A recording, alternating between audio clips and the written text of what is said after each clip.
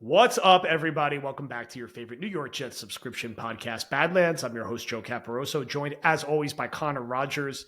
We're back to our normal order this week, maybe because it's the bye week. Now, if you've been following Badlands, we usually have War Room Tuesday, Podcast Wednesday. But since the season started, we flipped the order. We're back to our roots this week. Dan Hanzus' War Room episode live on the feed. Go check it out. One of our, probably as the belt, is our favorite guest right now. It's going to be hard to take that from him. And we got our pod today where we're going to answer a lot of your Discord questions, mostly bigger picture stuff. Obviously, we have plenty of episodes the rest of the week in pre-Seattle to talk more about stuff this season. And Jeff Ulbrich talking about the standard and the Jets not playing to their standard while not realizing their standard sucks and it's not, they shouldn't be playing to their own standards. But I digress. CR, bye week. How you doing? How you feeling? 3-8 Jets. Much needed, right? I mean, man, it'll feel like heavenly in a sense. And nice. I love my job. I love doing pre and post game, even when they're, listen, it's my third year of it, so they've always been bad while I've been doing it. Even when the season's over, you still get excited to go in, watch the game, be with the guys, do the shows. But it's just this team this year, they're really exhausting because they are the find a way to lose Jets. I mean, there's every week there's a different stat of they did this, and this, and for the first time when all those things happened, they lost. And it's like, what? Like it's breaks breaks really your brain crazy. a little bit. It does break your brain a little bit. And at the end of the day, you know what? When you have one of those games, you can kind of throw it out as an outlier. But when that's the story of your season, at some point it's on you. And everybody shares a piece of the pie with that. So it's, we're at the time of year. I do this now because I drive a lot now. I've said this. When I'll flip on both the Fan and ESPN New York sporadically for a couple minutes at a time. Full transparency. It's nothing against. I'm friends with plenty of the hosts. Like radio has been out of my life for a long time. Basically since the big man, the sports pope, hung it up in Francesa. And we do so much podcasting, so much on-air stuff. I'm more of a music and like hockey podcast, entertainment podcast. But once in a while, I like to listen to the callers and I like to listen to the hosts because with all due respect, I feel like shows like that are going to be a little bit more service level than what we do. Is we're so deep in the Jets weeds and they're all talking about the next coach and GM and with or without Rodgers next year. And like, that's unbelievable that it's not even Thanksgiving and the pulse of the fan base and the New York radio hosts and the New York media, that's like who will come here, who won't come here, who's an ideal fit. Do they need a drill sergeant? Do they need an up-and-coming coordinator? Do they need a legacy guy? And when I say legacy guy, I think of an Aaron Glenn. I mean, we've had the Rex combo. Like it's just crazy, Joe, that we're here. But the reality of it is we are very much here. Yeah, we're here. I mean, now mathematically, in particular, this season's over, and I try to wonder, like, I'm like, what are these last 6 games going to be like? They're going to feel like there's big, like, we're just collecting our paycheck energy. And I think so. Especially if they're not going to change the quarterback, which they won't. There's no one in the organization who's going to sit Rodgers down. Maybe Rodgers at a certain point is like, I'm good. Like I strained my calf. I'm out 3 or 4 weeks. And you get a little, go. I don't even know. Like, I wonder, like, if they started Tyrod the final 6 games, what would their record be compared to if they started Rodgers the final 6 games? And, maybe if you ask me today, because I'm still bitter about the Colts game, maybe I'm like, they go 4-2 with Tyrod and 2-4, 1-5 with Rodgers. Maybe that's true. Maybe it's not true. The Jets have much bigger problems than that. But it would be interesting at a minimum to see a quarterback with some mobility and to see a quarterback will throw the ball down the field. That's what I want to see. And that's the 2 things he does. Yeah, that's the only thing he does. And he'll get hurt after 10, 12 quarters. But in the meantime, I just want to see Garrett get some deep balls. That's it. Like, what happened last time he made, like, the greatest catch of the decade? Like, just throw the ball down the field. I want to see some post routes, some go routes. I said this on SNY earlier, but he's a Ferrari that they're using like a go-kart. Like, they're just the side horizontal passes. It's just boring. And it would just be interesting to watch a different quarterback. I'll be watching in a way where, again, like, I'm not actively rooting for them to lose because I don't mind seeing them win, and I've rooted for them to lose enough for one lifetime. I certainly don't mind if they lose, and I know bigger picture, it probably helps them. Yeah, we don't need to root for them to lose. They're good at losing on their own. They're going to find ways to lose on their own. Rooting for it, but like you are at least understanding the concept of that the better pick in a draft that I don't think is deep is the more prized practical. asset here. Yes.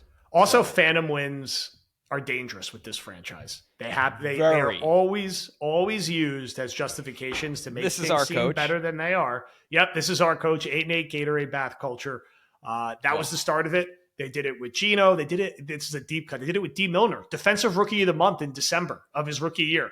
Closed the year great, was terrible the following year. This is a thing that happens a lot with the Jets. And like the Jets are very much a franchise that with 3 games left, they could be like, we're really ready to clean house and give the keys to somebody. And then they win their final 3 games. And it's like, actually, we're going to run it back a little bit. So I always worry about that in the back of my head. So we'll see. They have, the good thing is from that perspective, they're playing a lot of teams who are going to be playing for something. So there's not really a walkover outside of Jacksonville. And Jacksonville's in as bad of a boat as the Jets right now. So speaking of building, speaking of keepers, we got a good question here in the Discard from Alec Baker. Bye week question, but how many of the current 53 do you really want on the roster next season? He listed out Quinnen, Garrett, AVT, Olu, McDonald, Simpson, Quincy, Tyrod, Carter, Brees, Morstead, Jesus Christ, Tippmann, and Hennessy. Sauce might get traded, and then you're looking at guys like, Moses and Leonard Taylor. I mean, for me, and we did this exercise a little bit a few weeks ago, like, I think it's a discussion to have about Sauce. It's going to depend what the scheme is and like how these next few weeks go. In a perfect world, you want to keep him. You don't have to pay him right now. You certainly don't have to pay him right now. That's not number one on the priority list, but I will say I'm encouraged by the building blocks potentially on the offensive line. I think you have your center in Tippmann. I think you have your left tackle in Olu. I think Moses could give you another year at right tackle. Simpson's been a good signing. AVT's been a disappointment, but it's not like he's unplayable. You don't have to give him huge money. There's enough there where it's not a disaster. I'm excited about Garrett. I'm excited about Brees. I think there's more Braylon Allen can give to this team. As I look around, I want to see them totally rebuild the tight end room. Like this iteration of it's over. You have to evolve the position of the 21st century.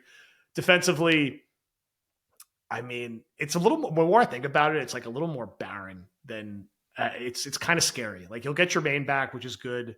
McDonald, I'm a little like torn between like this was an over-exaggerated version of it, but someone is like, is McDonald just like Aaron Mabin? And I don't think that's the case. No. Right? He's better than that. But is he a guy who's going to have like, better than that. Is he a guy who's going to maybe have a couple stretches where he's quiet for 2 or 3 weeks in a row and not have 15, 16 sacks every year? Yeah, he's not that guy, but he's still a useful piece going forward. And then around Quinnen, man, you need like everything. All I care about is, for God's sakes, replace Clement's spot in the roster. Replace Solomon Thomas's spot in the roster. Kinlaw, please God. I'm not, and I'll shut up and let you riff on the roster. I'm not really sold on like Sherwood's value. Like a lot of people be like, oh, you got to pay him. I'm like, yeah, he seems like the most replaceable position. And like, I don't know. Like, sure, I'd like him back. I'm not going crazy to like overpay for off-ball linebackers right now. And I know they're probably dealing with Mosley leaving, but still. And then you got to figure out safety, of course. So I don't know. It's not like a barren hellscape, but they have some hard decisions to make, and they're going to have plenty of holes to fill. Where does your head go on all of that? I align with a lot of it. McDonald, number one. McDonald isn't, Nick Bosa, Myles Garrett, and he never was drafted to be that. Let's be real. They took him 15th overall. It was a little higher than where he was projected. He's probably going to have a double-digit sack season in the second year of his career. Like, McDonald is a totally perfectly fine number 2. And if Jermaine comes back from injury, and it's going to take a little while for Jermaine to get his legs back under him. And Jermaine's also probably a number 2, but if you have 2 high-end number 2s that are different, Jermaine's a little heavier hands, edge setter, McDonald's a little bit more finesse, but you have great D tackles and you already have one in Quinn, and you're fine. Like, you're fine. So I think that is an overanalyzation. Like, I don't, like, let's not, McDonald's in his second year and he's going to have double-digit sacks, and he's not a perfect player, but he's totally fine. So yeah, I agree though. There's a lot of things. We'll do the offense quick because that's easy, right? Like, let's go with the assumption that Rodgers isn't back next year. All right, well, you're going to cut Devontae and save that money. See if Garrett Wilson, you're going to need more wide receivers, obviously. But yeah, I think your 5 across on your offensive line, if you can keep Moses, are completely fine. I've done this before, but the blame on the offensive line this year is just hilarious to me. Like, it's so misguided. whenever I hear people say it, I'm like, it's amazing when Olu, who did get beat, he ducked his head and got beat and gave up a sack, but it should not have been a sack. Rodgers held onto the ball forever for a guy that's constantly getting rid of the ball quickly. So a quicker or a average quarterback movement wise can have this line looking better. And they play the worst scripts ever where it's hard to run the ball. And they've been running the ball fine lately. But a lot of their bad scripts, you can't run the ball when you're in a bad script of a game. Teams will sell out against you. So anyway, the offensive line, Garrett Wilson, Breece Hall, Braylon Allen. Tyrod Taylor's under contract next year. He's a perfectly adequate backup. Like, you keep that spot. I think you need to rehaul the tight end room. You obviously need to kind of rehaul the wide receiver room after Garrett. But that's at least clear-cut. Defense, because we don't know what kind of scheme they're going to be running. I mean, you look at it here. DJ Reed's going to leave in free agency. You paid Michael Carter. You're not going to sell low on Sauce. So you hope you can get Sauce right again, unless somebody made some crazy offer for you. After that, you need 2 safeties. You probably need another linebacker next to Quincy, or you keep Sherwood, who's been, like you said, fine. It's not going to break the bank. And then you have McDonald, Jermaine coming off a serious injury, and Quinnen. Everyone else is replaceable. Kinlaw, Clemens, Solomon Thomas, Reddick. I'm excited to see what Leonard Taylor could do with more snaps as the Quentin Jefferson. That's Leonard Taylor's long-term role, a role-playing, designated pass rushing interior guy. So you need a big-time D-tackle next to Quinnen. You probably need a third edge rusher with Jermaine and McDonald. Reddick was a total no-show this weekend, by the way. What a disaster! It's just brutal to watch. Like, we'll go down as one of the most most forgotten, I can't even talk, and disliked Jets ever. Like, Ed Reed's tenure here will be remembered better. At least he made a couple plays, and he's Ed Reed. Yeah, he caught a couple interceptions. But yeah, that's where they stand. I don't even think Morstead's been. I love Morstead, but I don't if they had a new punter next year, I'd be like, okay. Keeping Carlson and his 58-yard moonshots that he's knocking through. Also, got to replace Supreme Court Justice Xavier Gibson, which is what I'm calling him now, because he got a lifetime appointment for one play to start the 2023 season. Really has. They have no kick returner. They have no punt returner. I'm just trying to compete in the NFL with no return. Like, you know what? We don't need a return game. And our gunner can't tackle and gets a horrible penalty every game. Yeah, we're going to say he's an all-pro. It's crazy. This I get visibly annoyed when I hear people on the radio are like, how is one of the greatest Jet rosters ever this bad? This is not. It's not. No. The defensive Look at the snap counts on the defense. Look who's playing. The defensive front sucks. The secondary's underachieving because the defensive front sucks.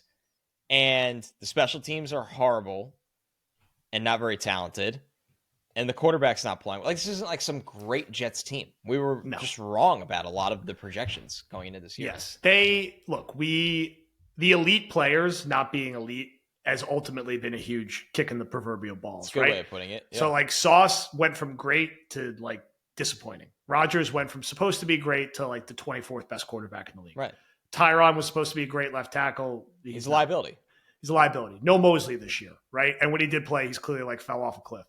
The roster is not good enough to overcome those 4 dudes just off the top of my head. Right. Not being great.